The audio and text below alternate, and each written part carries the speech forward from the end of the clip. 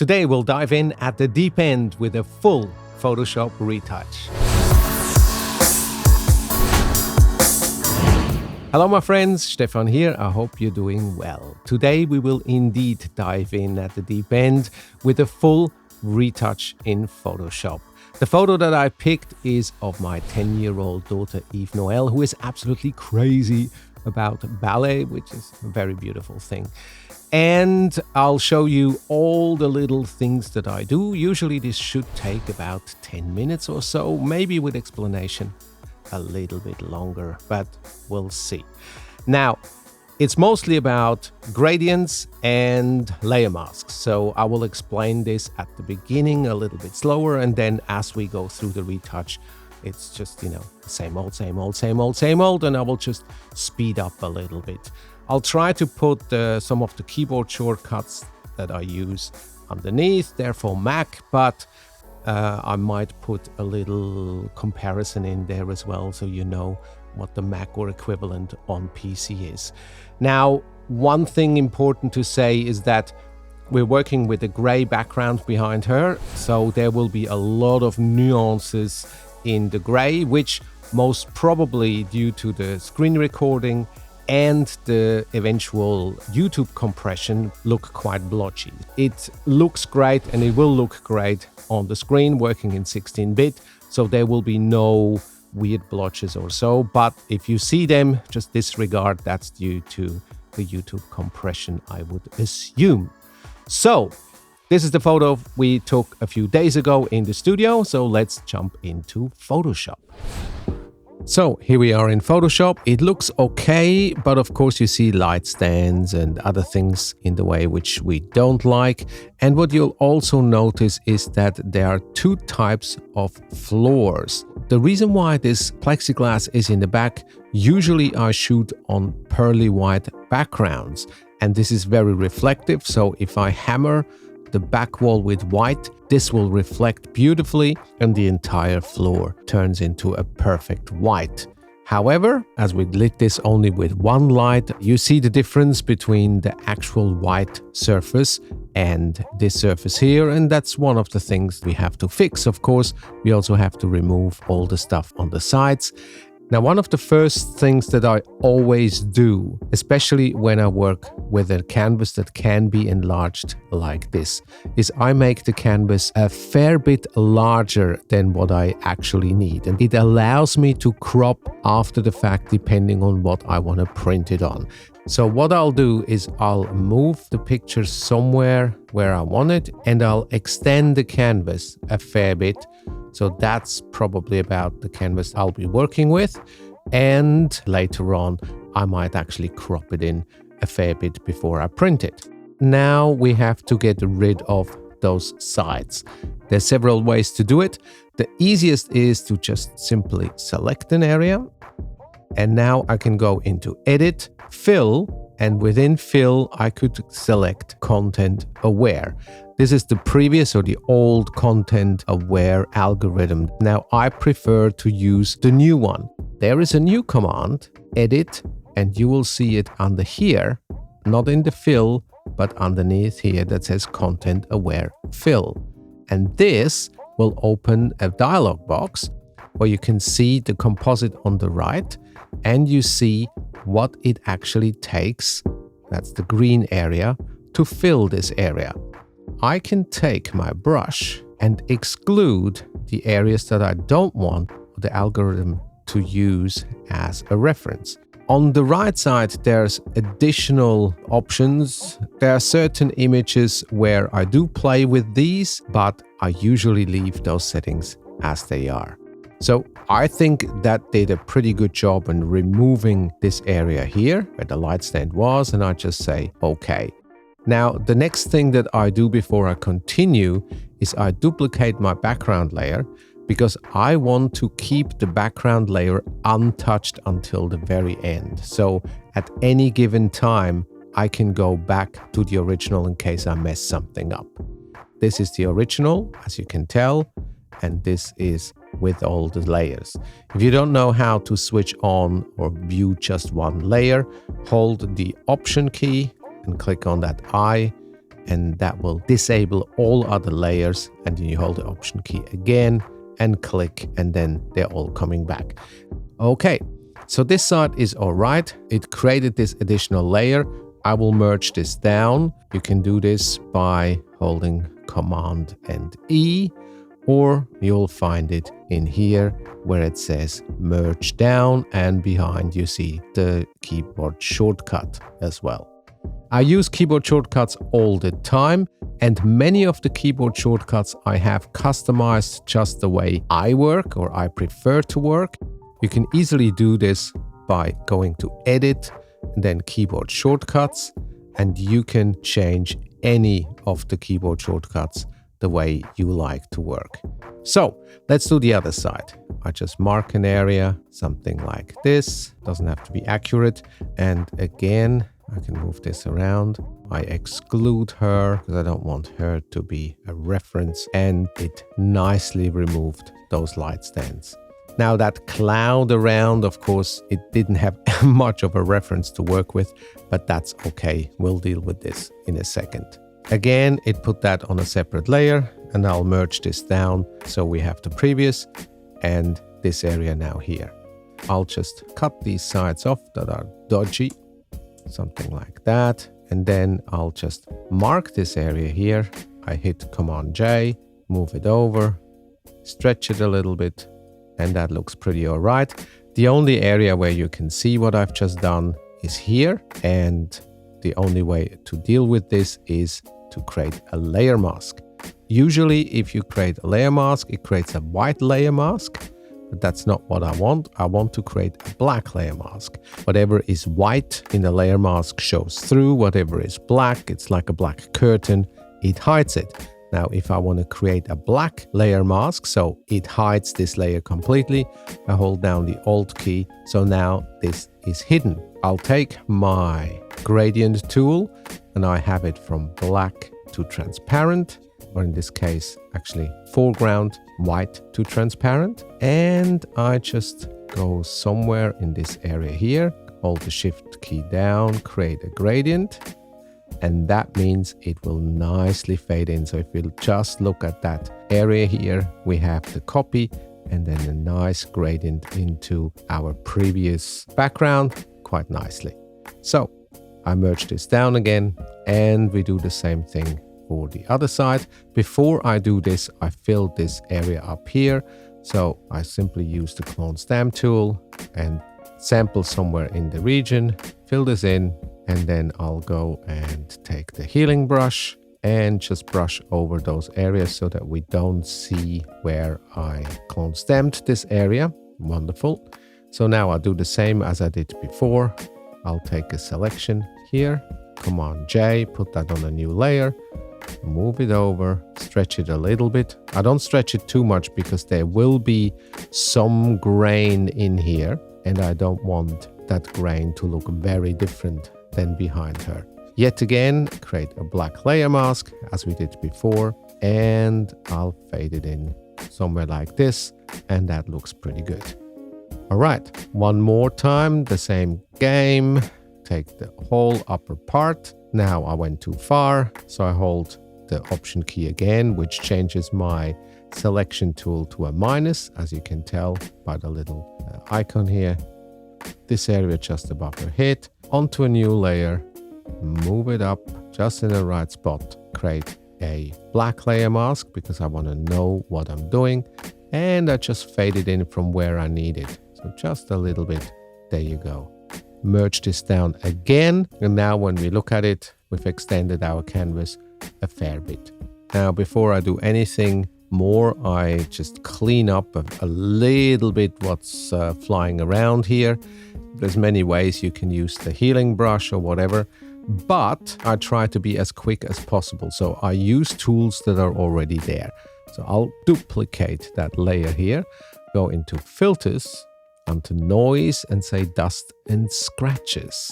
Now, depending on the radius and the threshold, you see how much it cleans up. So I have to put the threshold a little bit up. And as you can tell, most of it is already fine. Now I'll take the radius up to 2 or 3, 4, and that already takes care of those little things. That applies it to the entire layer, that's fine.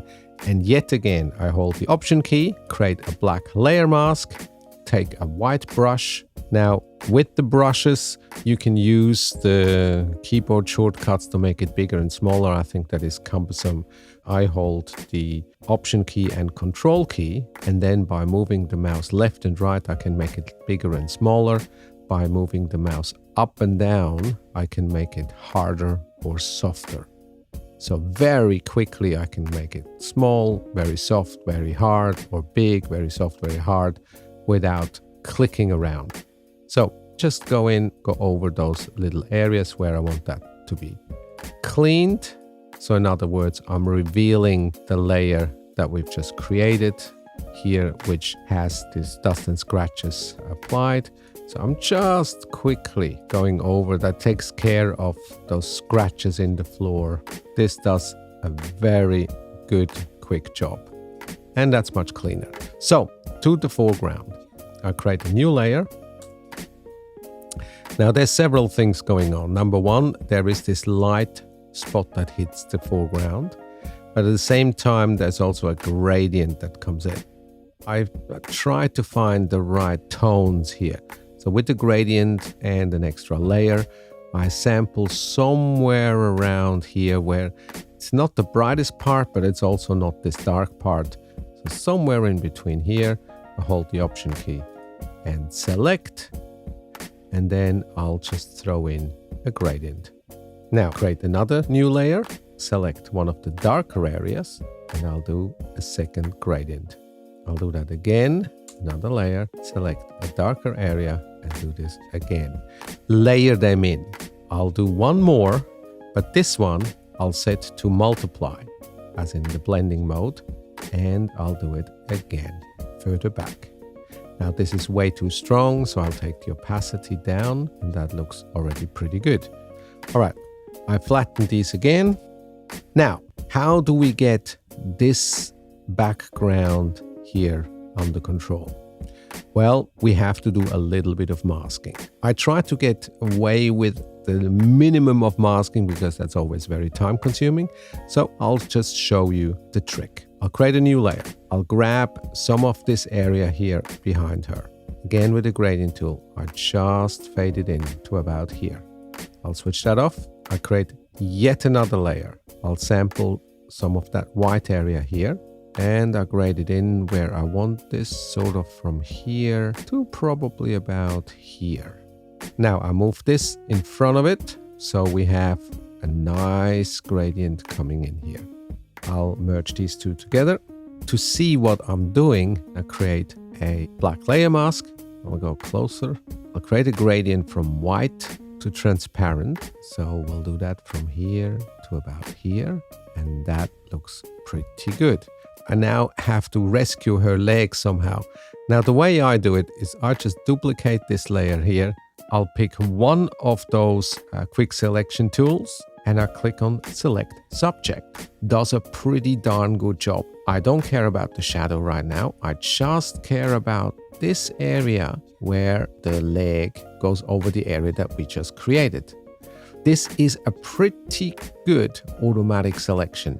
What it does, however, it has those staggery kind of lines in there, so it will not be as smooth as I like it. Before I do anything else, I will smoothen this out. So I'll go to Select, Modify, Smooth, and I usually use about a radius of 10 for a photo like this. Now you won't see much of a difference, but trust me, there is a big difference. So all I now have to do is create the layer mask. Her leg is back. Now, here on the left, you will see that line. That is something I don't like, but I will deal with this later. Now, before I do anything else, you see that layer mask here. I don't want to create that again. Now, it's not perfect, but it's a good start. And whatever I can rescue and don't have to do twice, I will save. Now, there's many ways to save the selection. Now, the way I do it is I just create a new layer and copy this over by holding the Option key. I call this mask. I'll switch it off. A little extra tip. If you hold the Control key and click where the eye is, you get a little color pop-up. That is just so that you can give the layers a certain color. And I usually select red, which indicates for me you can improve it, but don't kill it, don't merge it, don't delete it. So that just stays there in case I need it again. So we have come quite far from here to here. Now that I have this, first get rid of that black line. I want to go back to that selection. I hold the Command key, click on the mask itself, and there we have it. Now I go into Select, Modify, and say Contract. I want it to become smaller by about 1 pixel. I'll create a new layer. I invert the selection. At the moment, the leg is selected. I wanted the outside selected. And that would be Command, Shift, and I. Or you will find the same command in the menu Select and Inverse. And there you see the shortcut for that as well. So now that I have that, create a layer mask. So I'll take the Clone Stamp tool, select pretty much right next where I want to paint, and I just paint along here where I see that dark line.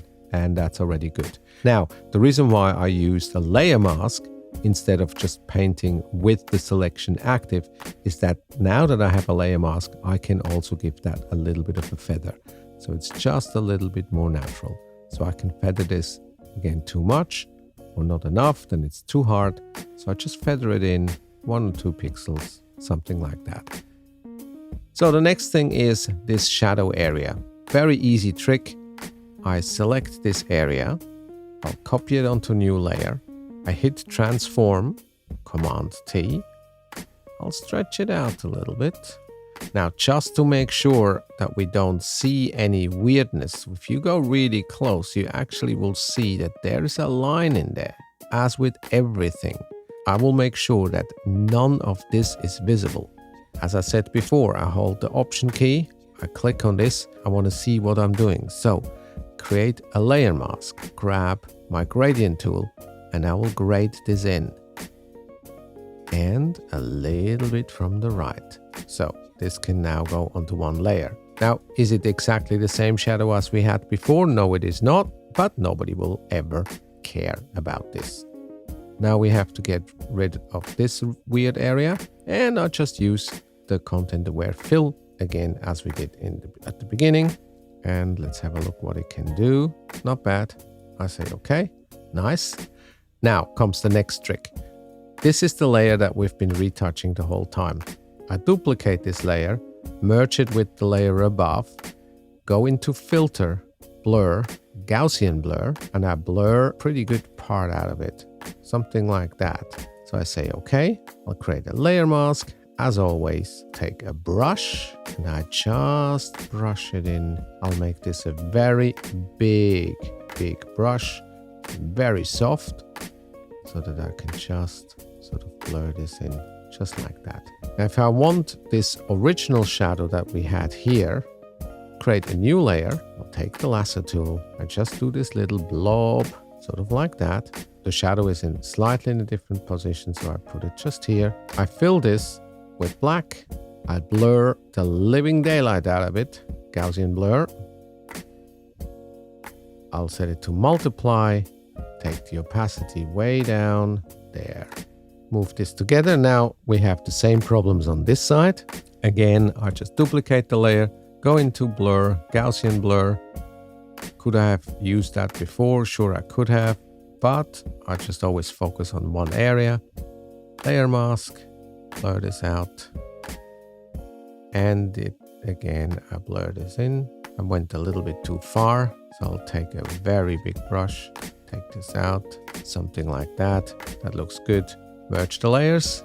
So I'll create a curves adjustment layer, take the whites down quite a bit, move the midtones down, something like that. Now I'll take a big brush, black brush, paint over it where I want that sort of spotlight behind her to happen. That looks pretty good. And I merge this down again. Wonderful. Now, it's important if you do these sort of things that you work in 16-bit. If you work in 8-bit, you will see artifacts, especially when you work with such small little nuances. Now, what I still don't like is the foreground. The foreground doesn't match, A, not in color, and B, not in intensity. So create a new layer. I'll take my gradient. I'll pick the color up here. I'll grade this in to about her toe, but now it doesn't have that curve. So transform. I'll go to the warp tool. I'll take those corners, move them up a little bit, and push the middle down a little bit. There you go. We'll get that beautiful curve like we had it in the background. Makes a world of a difference. Now it's time to color grade the image. Now, what do I use? To be honest, I use plugins most of the time. There's many ways you can color grade and finalize your image in Photoshop with the tools that are there. Nevertheless, I prefer to use plugins just because of the speed, and I can create presets and so on and so forth. Anyway, I quickly show you one example how you can do it in Photoshop, but then we will jump into a plugin and I'll show you how I do it that way. You can use color balance as an adjustment layer. You have control over the shadows, midtones, and highlights. So let's say I want the shadows to be more in sort of a bluish tone, so I can push it towards blue and cyan. And then I'll go into the highlights, push them more into the yellows, and you get this sort of cross-film look. And then you find the perfect balance in the midtones. If you want it very Instagrammy or more sort of sunsetty or whatever it is. And then of course at the end of the day, you can always work with the opacity as well. So that would be without and that's with. However, because I want to work fast, I use exposure, which launches in its own window. And I've created many presets. So in this case, I just want a Fuji Pro 160 kind of color look. Then I find the whites come out too much, so I'll take that in the curve down a little bit. Then I will create a vignette, quite a strong vignette. And I always go overboard so that I see exactly what I do. I'll reduce the size a little bit, make it a little softer. The beautiful thing is I can push that vignette exactly where I want it. And now I'll take the intensity down because that was just a black blob. I like some film grain, just a little bit, and I say apply. And there is our final masterpiece. If I now go back to the original, this is where we came from, this is where we ended up. So I flattened this. There's one more thing I would do to this picture, and that would be to dodge and burn. To do so, I will duplicate this layer that we've created, which is our retouch, and just use the burn tool. Now go along the leg, show these muscles. And of course, because we have a gray background, the gray background nicely takes that on as well, but I don't care right now. And as always, I go way overboard because the opacity slider is our friend. And there you go. Now, remember that we saved that mask before. What we have to do is we have to double check that the mask is actually correct. And yes, of course, it didn't take the leg as well. But there's many ways we can extend that. I now use the lasso tool and I will quickly fix that mask. You can be as accurate as you want. For me, always the golden rule is it doesn't have to be perfect, it just has to be believable. I also don't want to spend 1 million hours on something that, except for myself, nobody will ever see. The selection tools within Photoshop are pretty amazing, but nothing is better than the human eye. So now that we have an updated mask, I'll throw the old mask away because now we have an improved one, and I'll put that there. So now I can copy that mask over my burn layer. Now that's too strong for my liking. So it's somewhere just to give that little bit of extra dimension. So that's at 40% now. If you zoom out, you can see how much we enhanced the drama. I like this. Goes onto the retouch layer. So this is where we came from. This is where we are now. And that will go back into my Capture One. if I then have to, let's say, print an A4, I might crop it to an A4, something like that. Or maybe she wants a portrait shot of it. Well, there you go. Wasn't too complicated after all. So here are a few other examples of different young dancers, and they're pretty much processed the same way, or a similar way at least. Well, I hope this was a little bit helpful. When I went too quick through those processes at the end, well, they're just repetitions from what I explained at the beginning. And of course, you can always just pause and go back and have another look. Anyway, next week we'll talk about the big subject of exposure. I've seen a ton of different videos online that sort of explain it. Some were more accurate than others, but somehow I always feel they're not really that clear, or too technical, or not technical enough. Anyway, so I'll approach exposure and, what to look for next week. And that will be a 2-part series, but we'll get to that next week. For now, have a great weekend, look after yourself, and I'll see you next Friday.